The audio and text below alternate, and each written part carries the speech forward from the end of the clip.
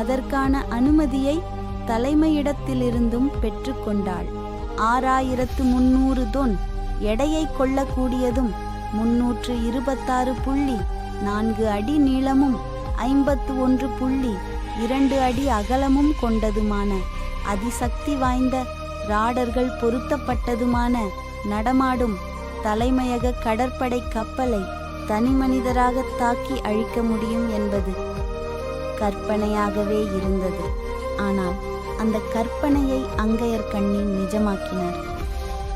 1994 ஆண்டு ஆவணி 16 அதிகாலை 12:35 ஆகும்போது தனி ஒரு பெண்ணாக நீந்தி அந்த கப்பலை தகர்த்து வீரகாவியம் ஆனாள்.